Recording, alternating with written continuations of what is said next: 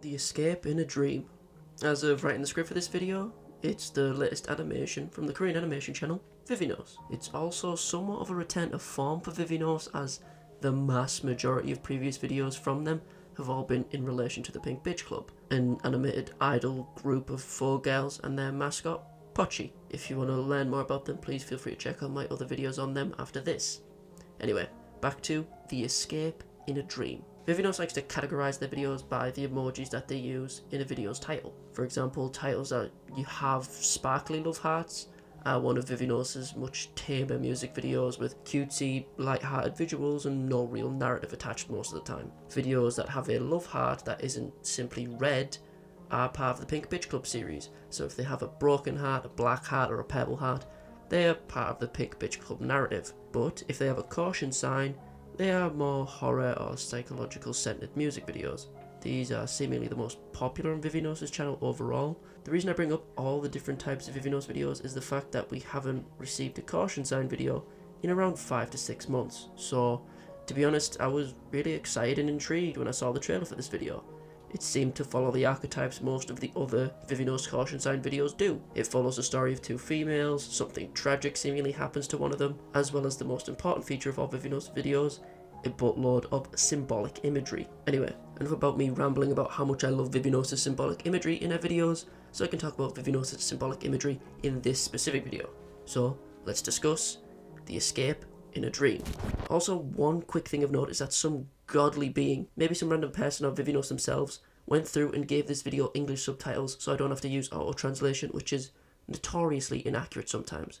Whoever did it, you've made my life a little easier. Thank you.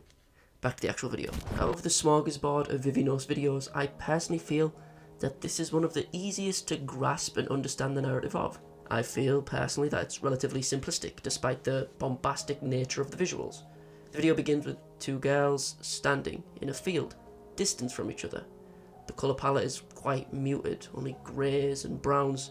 The exception to this is the sun, roaring in the background, giving the shot some light. The colour palette reminded me a bit of a more toned down version of Jordan River, but anyway, I digress. The short-haired girl in the front feels the grass as the wind, bellowing, makes it shiver through her fingertips, ignoring the person behind them. Meanwhile, the long-haired girl simply stares at the short-haired girl from a distance. No lyrics are spoken during this section, just the song's intro playing. We cut to a classroom. We see a girl, glasses, quietly writing or drawing something at her desk, left alone in the abyss. We then cut to see 3 girls chatting and laughing with each other, the girl in the centre being much more visually distinct. On top of that, the girls to the left and the right of her lack eyes and any defined characteristics, meaning that it's more than likely that the girl in the centre will be an important character. Regret, full of sighs.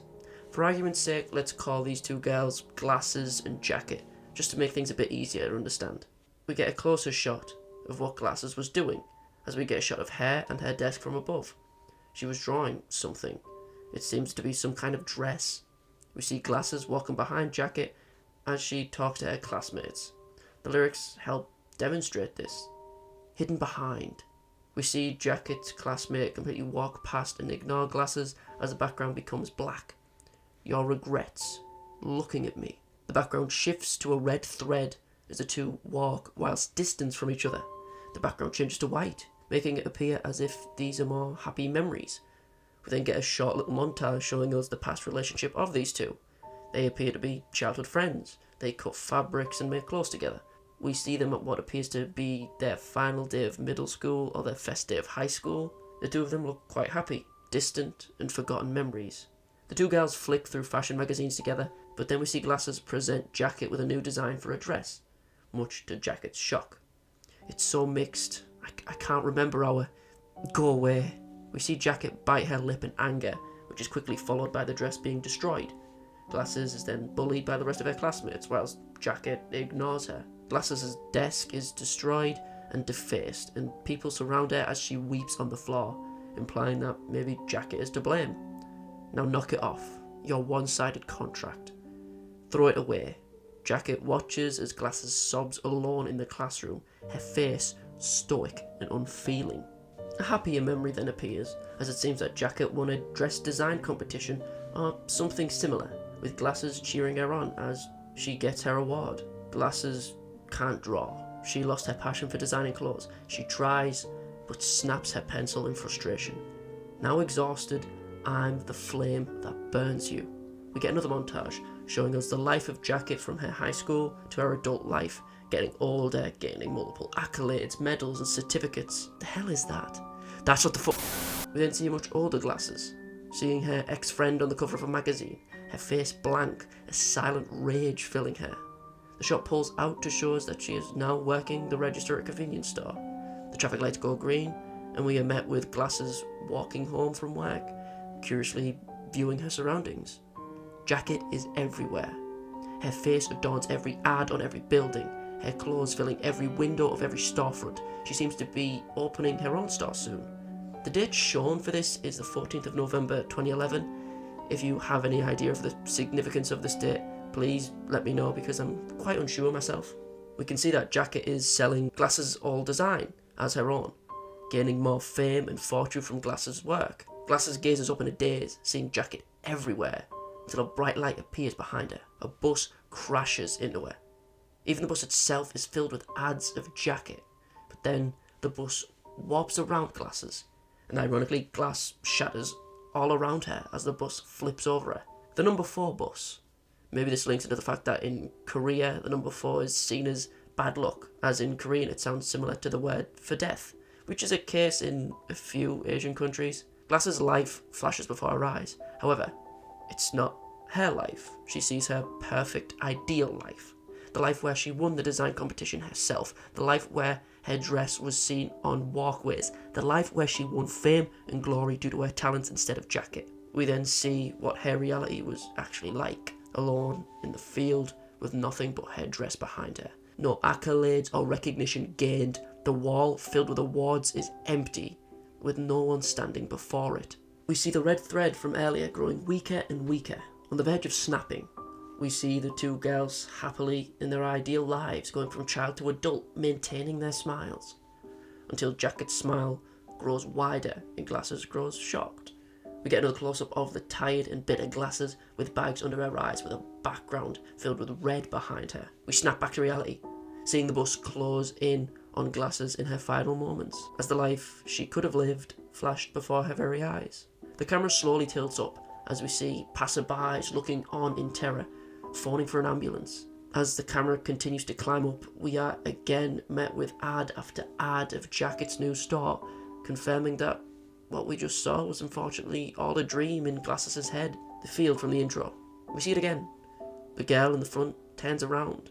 We can assume that the girl in front is Jacket and the girl behind is Glasses for a few reasons, mainly due to the continued imagery of Glasses always being behind Jacket, and we know that the person in the back is Glasses due to them both wearing a plain white dress when in the grassy field. Jacket turns around. The music fades until all that can be heard is a whistling in the wind. The ambience of the wind, as well as the visuals, cut to black, ending the video. So yet again, I ask you, dear viewer, what just happened? In my opinion, what we see in the video is pretty straightforward, with a few minor caveats and intriguing symbolic visual metaphors. The narrative follows the two characters of Glasses and Jacket. Creative names, I know. We see the relationship between these two characters in a non-linear way, meaning that we don't see it in a chronological order. We see the two on rocky terms in high school, then cut back to their childhood when the two are good friends, back to high school in which Glasses is horribly bullied, and then to the future in which Jacket steals Glasses' dress design, as well as gain fame and notoriety, whilst Glasses lives a quiet life filled with mundanity in which she can't express her own talents, culminating with Glasses being hit by an oncoming bus whilst she stares apathetically at Jacket's ads all over the surrounding city. Whilst dying, her ideal dream life flashes before her eyes until reality hits her and she dies on the street, seemingly all alone.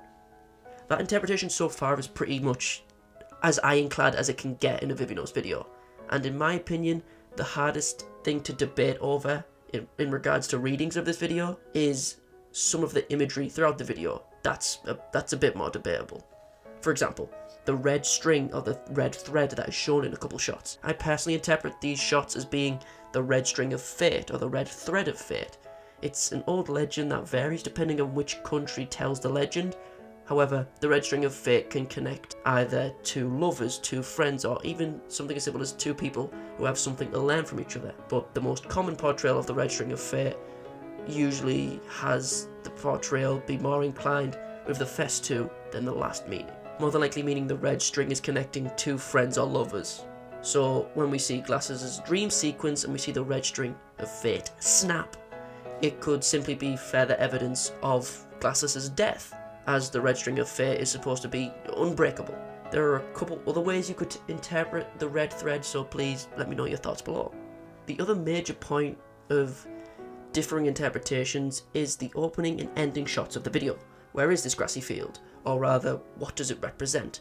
To be perfectly honest, the only real conclusion I could think of is the afterlife. As soon as I saw the opening shot, it reminded me of the ending of Gladiator.